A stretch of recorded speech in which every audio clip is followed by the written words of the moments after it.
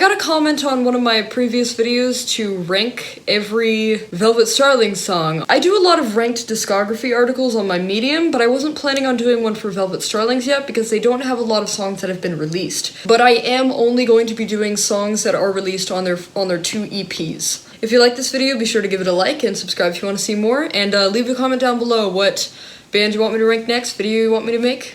And with that all said and done, let's get right into the video. At number 14, we have No Hard Feelings from Velvet Starlings EP. This shouldn't come as a surprise to anyone who's watched Velvet Starlings videos on my YouTube. In my review of their first EP, I even talked a bit about how I thought No Hard Feelings was just a joke. It's a fun song, and I do have to admit, when the EP came out, this was the song I was listening to the most. The guitars sound like they're from one of those old, like, 80s or 90s workout videos. I could totally let Jaden Animations explain for this segment. Let's talk about home exercise videos. Why are so many of them so fake? The weird hip-hop music and the smiles that are a bit too wide. Alright, here we go.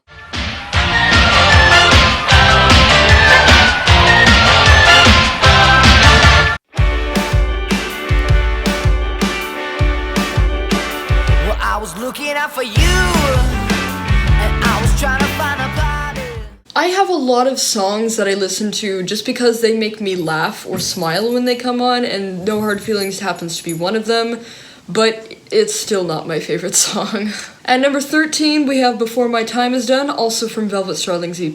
Before My Time Is Done was one of the first songs I heard by Velvet Starlings, and I never really liked it when I heard it. My first impression of this song was actually just a guitar and vocals, and I just thought it was dull. I mean, I thought the bridge was kind of weird. I thought it was typical song. Even on Velvet Starlings EP, it's a bonus track, and it doesn't really fit with the rest of the album. At number 12, we have Comin' Home. This is the first song I listened to by Velvet Starlings. I liked it a lot better back then. This is another fun song, but it's not complicated at all. Doesn't really have a lot to think about.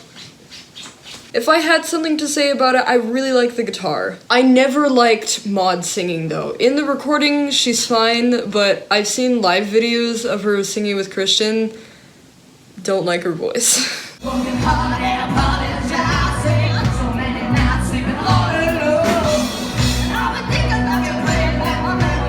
She's like really jarbled when she sings, whereas Christian's regular, and it's just weird.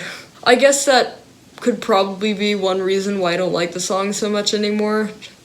But other than that, there are so many other songs that just have better lyrics. At number 11, we have No Soul to Save, a song I really hate, because in 2018, I really wanted to hear this song because I heard snippets of it in 2017 and 18, and then I finally heard it in February of that year, and I was like, oh my goodness, this is great.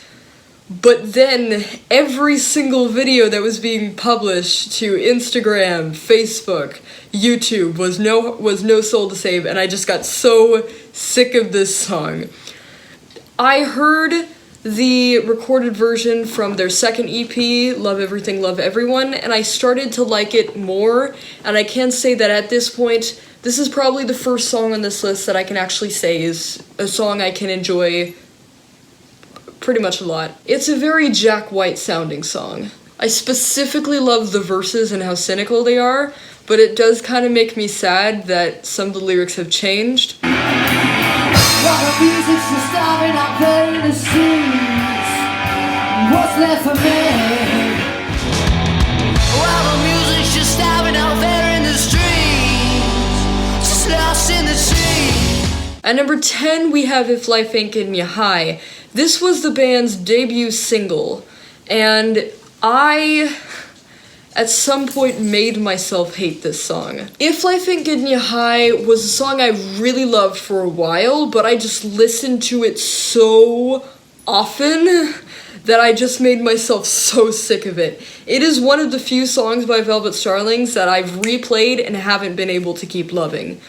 However, at some point when Velvet Starlings EP came out, I was able to get myself to enjoy it again, And I did watch the video for the first time in a long time recently, and I remembered how much I liked it. It is still my favorite music video that has come out by the band, even though I've really enjoyed their latest one, Bitter Pills. At number 9, we have Broken Soul, also from Love Everything, Love Everyone.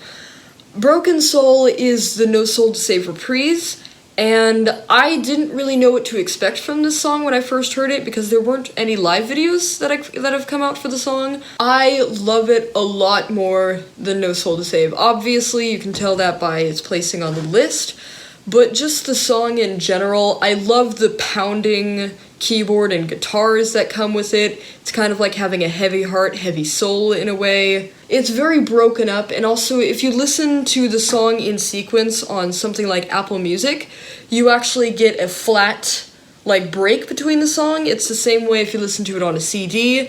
If you listen to it on Spotify, they bleed into each other. But it makes a lot of sense for the song Broken Soul, broken off from No Soul to Save, and I like it 10 times better than that Ball and Biscuit solo.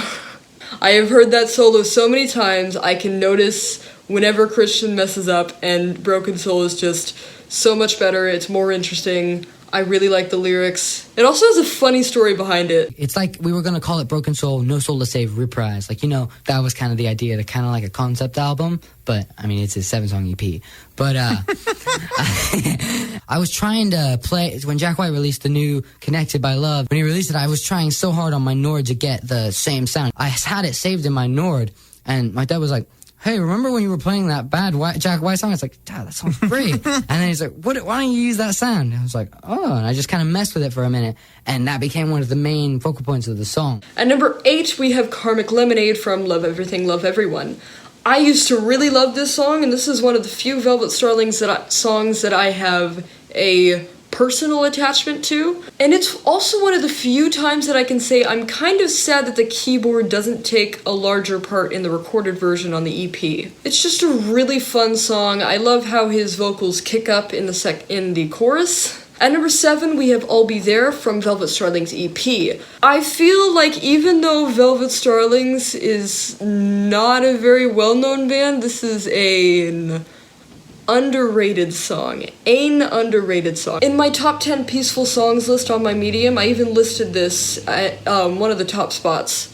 The lyrics are amazing. I even made a drawing that I'm really proud of on one of my accounts a while back. And I guess you could say that this one has a music video, but it's really just a bunch of animals, but the picture of Christian at the end of it is adorable.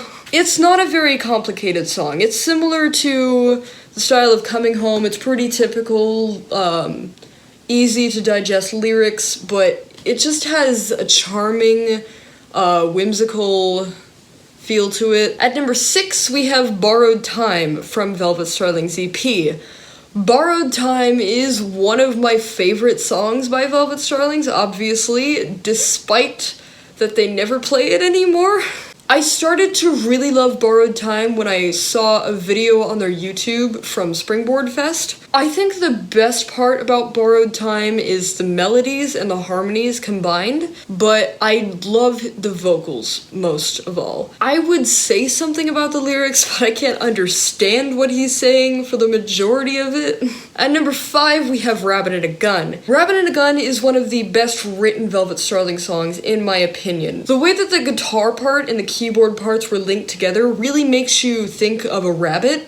I mean, it sounds a lot like Alice in Wonderland if you actually pay attention to it. It has a really intriguing message to it too, and the sound effects that they use in the recorded version are especially weird, but also really intriguing in the same way. The best part would be the third verse or the ending, where they have the na na na na na na to end out the song, and then it just abruptly ends. But there's also the reoccurring symbols. Sharks are always circling around, and it has listening to the Walrus's advice, which of course is John Lennon. At number 4, we have Bitter Pills. Is it Bitter Pills? Is it Bitter Pill? Not even Christian seems to know.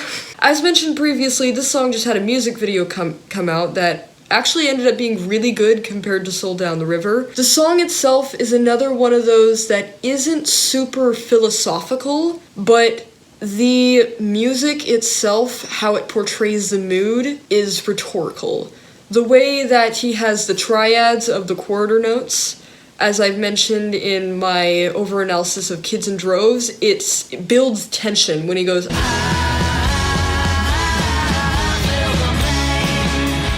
and as he's mentioned multiple times before, it's a very minor song, 4 minor chords in a row, which even more builds this feeling of nothing is ever going to get better, my life is over, everything is dead. Even in the lyrics it shows death, like the leaves have turned brown, the sun has gone, you left with the sun after one last night. I thought I would be alone in thinking this is one of the best Velvet Starlings songs, but apparently I'm not, because on Spotify right now it's currently their most popular song. At number 3 we have Kids in Droves.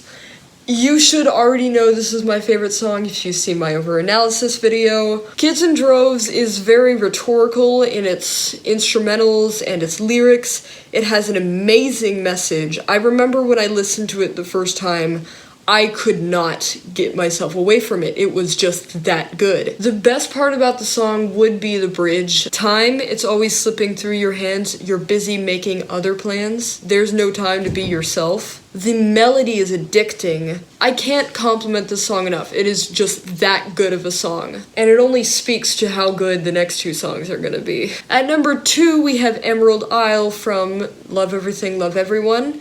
Emerald Isle is similar to Kids in Droves, but it has an atmosphere about the song that just makes you think tropical. It's like Michael Bublé, as I've said in my review of the EP. It is seductive. The lyrics just paint this picture of this magical island that you won't be able to get yourself free of. And it's funny because it's about a karaoke bar. How did you get a girl rose up from the sea and now I'm dancing with her ghost from I was kicked out of a karaoke bar for being underage? It is a really groovy song, and if you haven't heard it, you need to, especially live. It is so much better. And at number 1, the obvious choice, Sold Down the River. Sold Down the River is my favorite song of all time. It is my favorite song off Velvet Starlings EP. I talk about it all the time on my channel, all the time on my Instagram. There is nothing that can get better than Sold Down the River. I will be surprised if something does get better than Sold Down the River. The way that the keyboard and the guitar alternate chords like that, it perfectly simulates the motion of the waves drawing in and receding, and it just keeps adding layer upon layer upon layer. It just gets more tension, and also the way that the chorus evolves over time, going from we've been sold, acting desperate, hopeless, to I won't be sold, we won't be sold. So yeah, that is my list ranked of all Velvet Starling songs. I do have to say, it's very weird when I put some of these songs because there's a lot of new songs that have come out recently that I like a lot better than these songs here. But that's up for another time. Thanks guys for watching. Remember to play it loud.